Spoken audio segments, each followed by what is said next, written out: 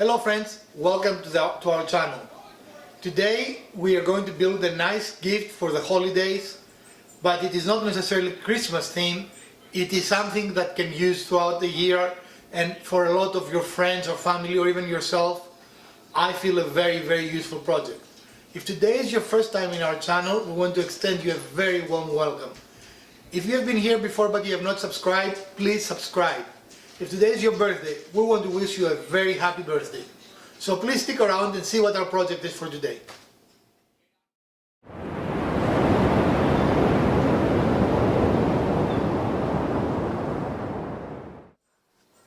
Alright friends, so we start by using a pair of earphones as a guide. This is going to be our audiophile gift. That is a stand for a pair of headsets, ear muffins, whatever they're called. Headphones. Headphones, ear muffins. Ear muffins. Coined a new phrase. Ear muffs? What? Well, Okay. ear muffs is the thing, but these aren't ear muffs. These are headphones. So what we're doing is we found an object that we think will provide us a good start, and we are going to simply draw the general shape and then go outside and find the wood required for us to work on this and make this happen. Alright?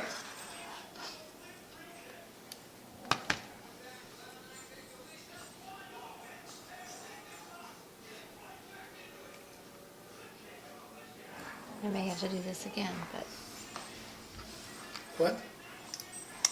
Press it, honey, to come more out. I hate these things.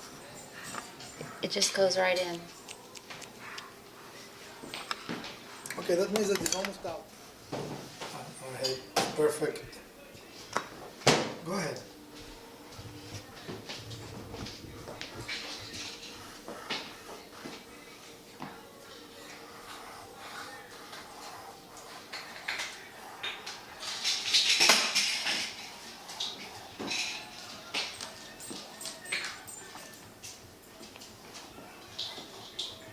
So we're simply drawing the general shape right now. Most of it will be freehand. We're using a CD just for the circle part. And we are checking that the headphones will sit correctly and match what we're doing there.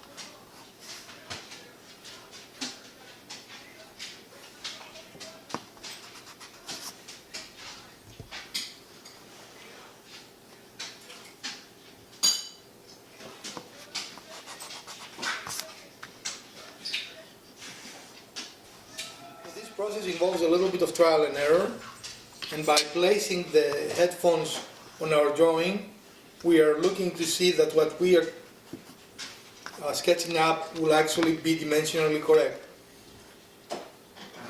Again, we're going to build one, and if we don't like the dimensions, we can always change them. This is a start, and this is how a lot of projects start, by just sketching something out. And some of you use SketchUp. I don't use SketchUp. Mrs. Wizard is very good at free hand drawing, and that's what we usually do. So this is the general idea, and as you can see, we use very standard woodworking tools for this design. We're working a plastic glass and a pencil and a CD, and we experimented even with the top of a jar to see which proportion we like better,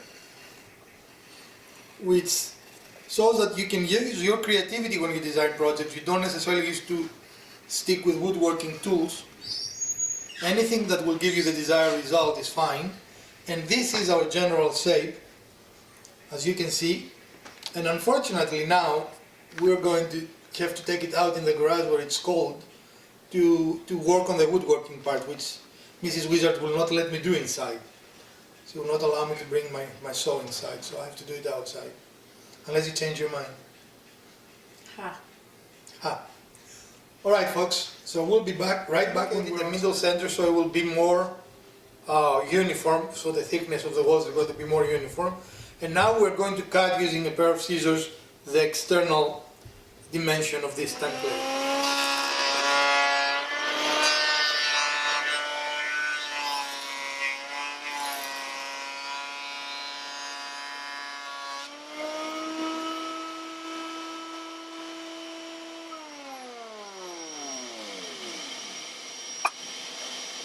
Yeah, done. So we found from our scrap 3 boards that we decided to use for this project. And the next step is we need to glue them together to create a uniform piece, right? Okay? So we're using our template here to see how much we want to cut it. And because we're going to cut the outside shape using the bandsaw, it is best for us to have a smaller piece than a larger piece, right? So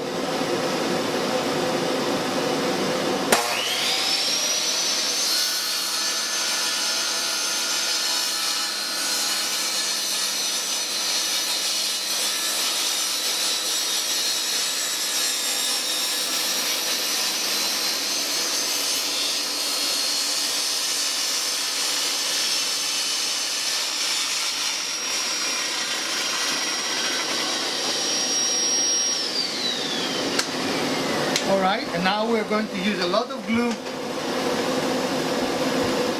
Let it dry for about 30 minutes or so, and we'll come back.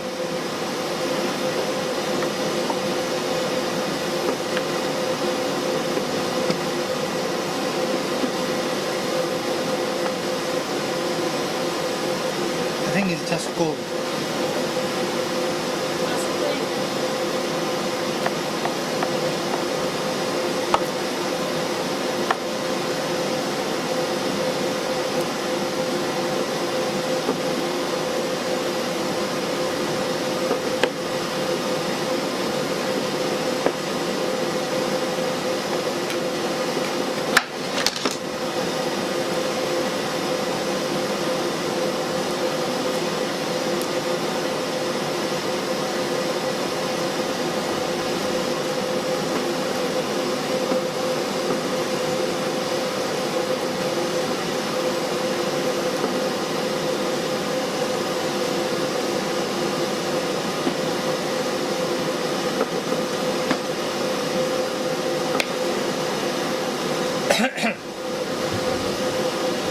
Yeah, that's cool.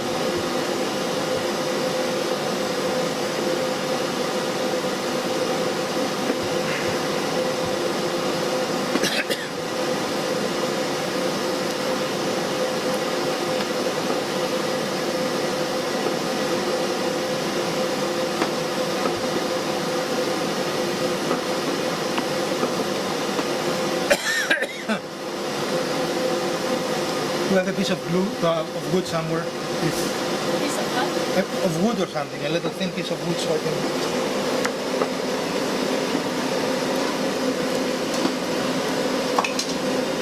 Yeah, that's fine, I can break.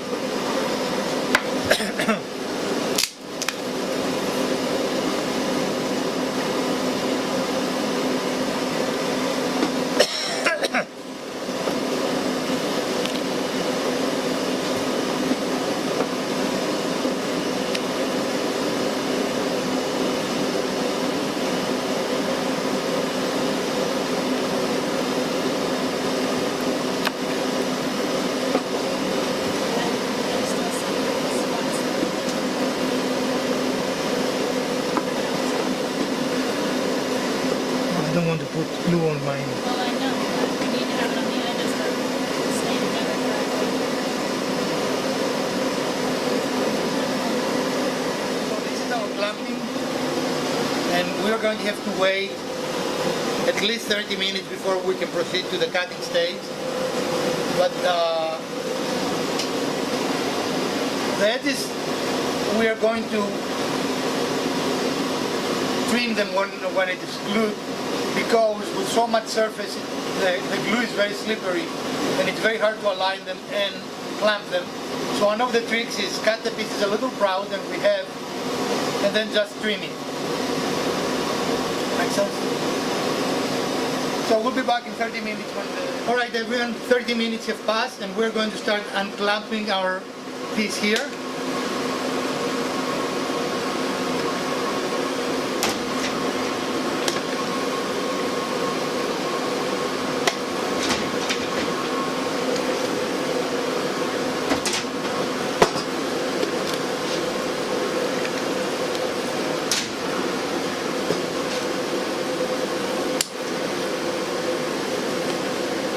And the first thing we're going to do now is to make sure that we have perfect edges. So I'm going to trim it after we clean the saw, of course.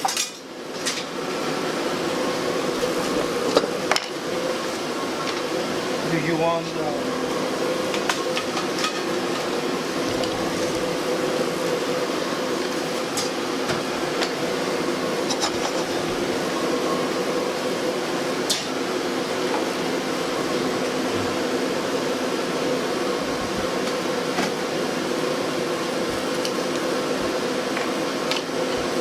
So we're going to put it here and just trim it.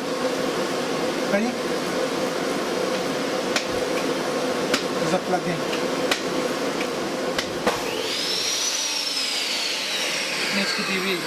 You need to see the blade in order for the blade to cut. I can see it, but it needs to be at the appropriate height, right? Yeah.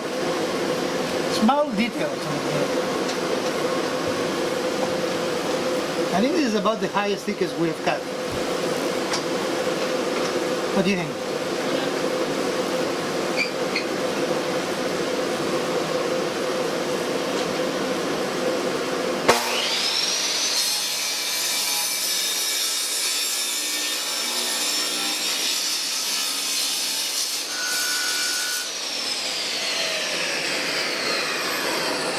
So we took this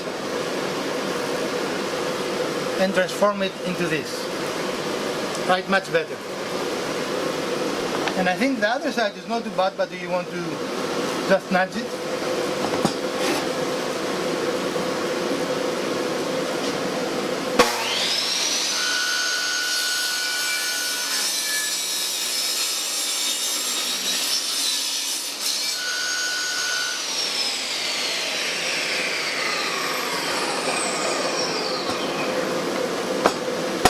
All right. Alright folks, and now we're going to draw the shape we want on the block. And again, always we try to minimize cuts, even little ones save time. So we Elvira put the legs flush with the bottom of our block, and now she's tracing the outside.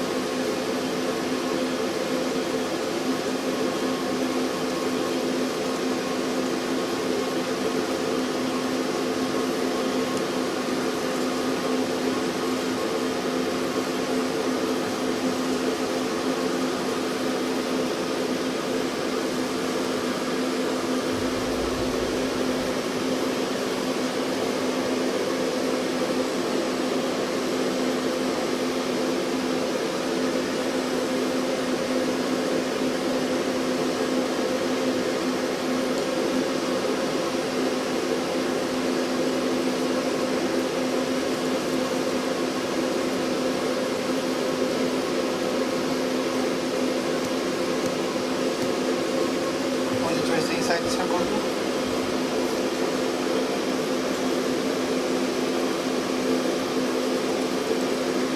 And I think this is a simple but elegant way to display a headset, and also it takes less space than the headset by itself, don't you think? That that can only sit sideways. So the footprint is much smaller that way.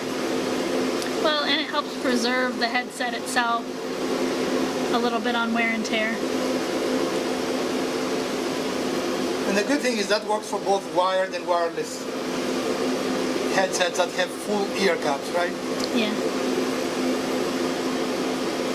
Okay.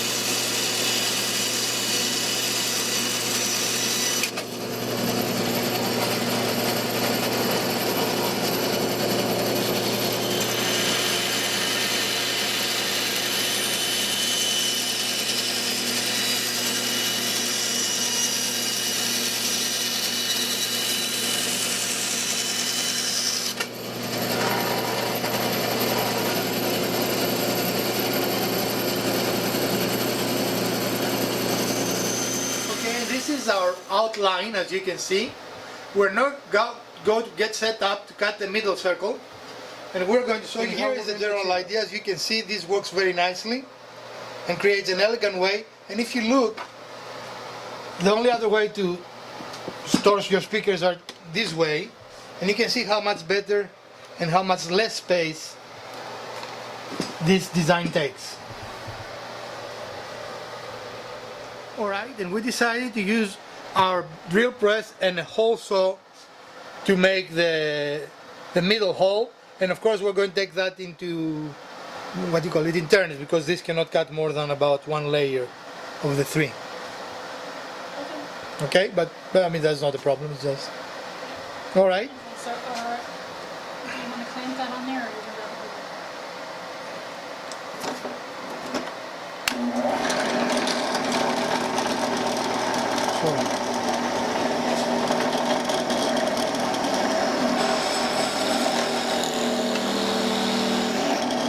Okay, now we need to raise the platform. In order to get the keyhole saw on center, we're using a little scrap of wood around the edge and lining it up.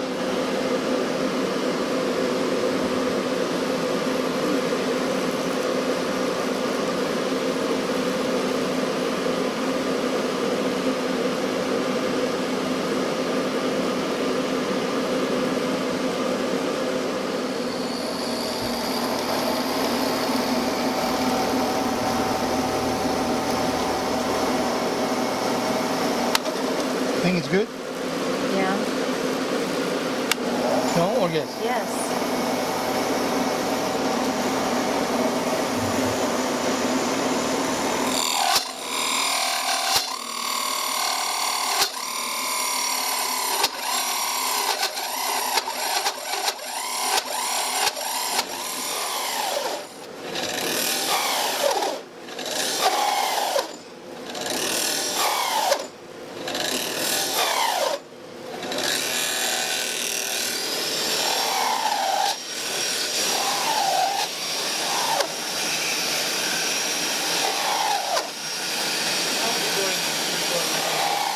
So we're two thicknesses, and actually, I don't know where they are, but once we go, you use a pry bar to gently break it apart.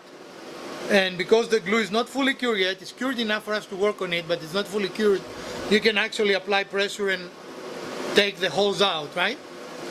And now we're on the last thickness, and we're going to turn the piece over and we're going to cut it from the front, and that will achieve two purposes. A, it will be easier for us and the saw. The saw will not have to touch those walls constantly and get overheated. And secondly, we're not going to have any blowout. We're going to have a clean hole. Again, we're going to have to use our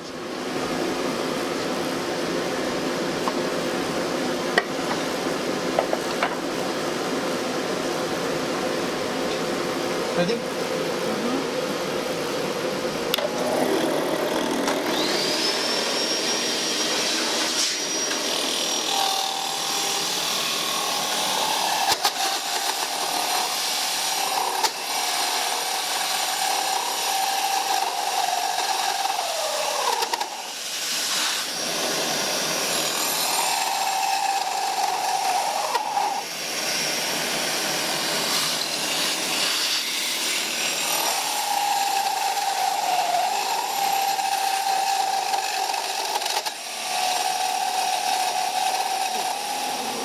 And the basic construct is completed.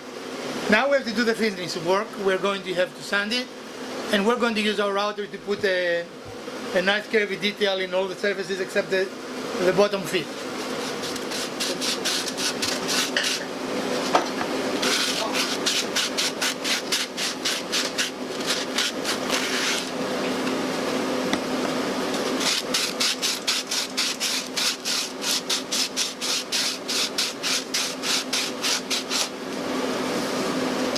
Alright folks, one of the tools we do not have is the spindle sander, and that would be the ideal tool for this sanding, but we're going to use our machines for the remaining of the sanding process.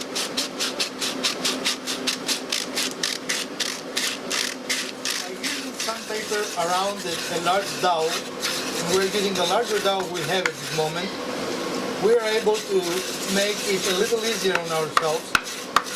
But really, this will be the ideal project for a oscillating spindle sander, which of course is the tool that we do not have, right? Right. But this is effective. It's just not. It takes much longer to do what you need to do when you do it this way. All right, friends, we are done with sanding the inside, and we are very pleased with the outcome. And now we're going to use our power sander to do the outside, which as you see is still in fairly rough shape. So stick around.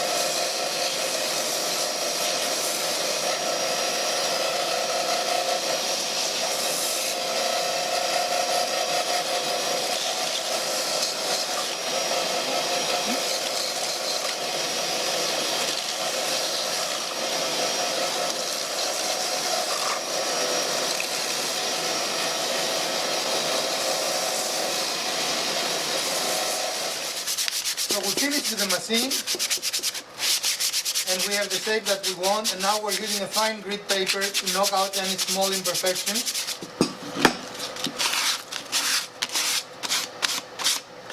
But all the big ones, as you can see, actually, it looks really smooth. Probably this is the project that we have built that will require the most machines, because we need to use one more machine on this, right? Alright folks, we've set up our router table, and now we are going to use it to soften all the hard edges in our stand.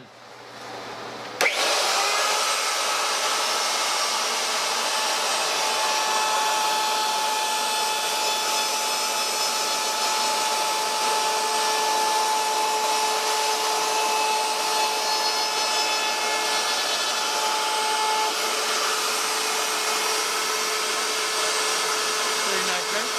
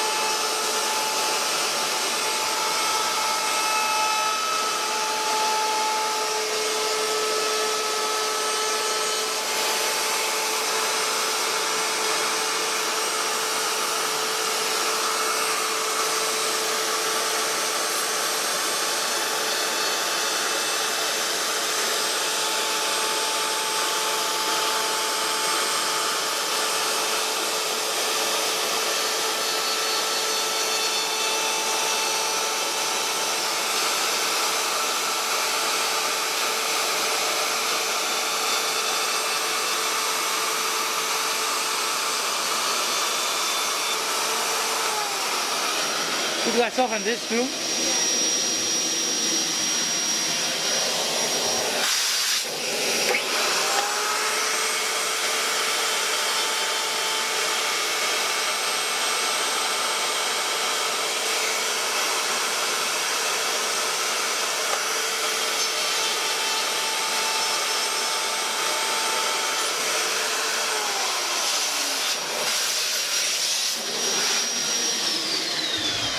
Okay, now all our edges are nice and softened. I don't know if you can focus on them or not.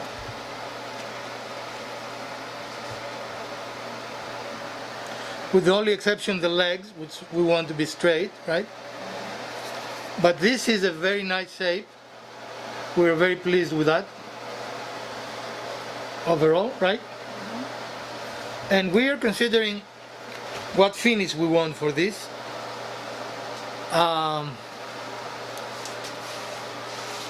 Of course, you can leave it unfinished. You can put some oil on it. You can put some stain on it. You can even paint it depending on the wood. This is not particularly great wood. As I said, we got this out of our scrap. If you want to make this for a gift, we'll use a little better quality wood than what we use. But even with scrap wood, I think it came out looking really good. What do you think? I like it, and I like that we use my cedar. So this will conclude our episode for today, other than the finish, and I haven't decided what we're going to do for a finish yet, but let me put the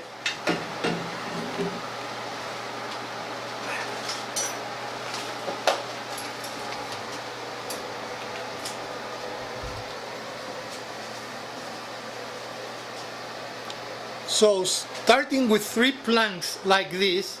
In fact, that is one of the pieces we use and cut. So, and then sandwiching them together and gluing them, we end up with something really nice looking, that it is both practical and a great unique gift, and probably will cost a pretty penny if you were to buy it at the store, don't you think? I mean, I don't know, but I've seen things like that at $50, $100. Yeah, it depends on. You know. Done good, yeah.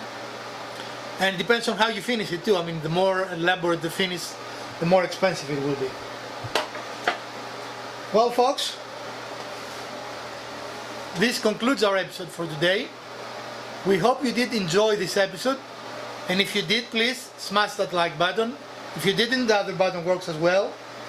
Subscribe, share, and let us know what you would like to see in our channel next. We are hoping you're enjoying this gift again. In the spirit of holidays, our episodes will be geared to holidays, making your own gifts for friends, or things of this nature for the month of December. And I hope that you are inspired to do it yourself. If you want the plans for this, send me an email and I'm going to send you a PDF of the plan. Otherwise, I hope you enjoyed it. From the garage, Wizard, Elpida and Mrs. Wizard, and the Urban Homesteading channel, we bid you a great week and happy holidays.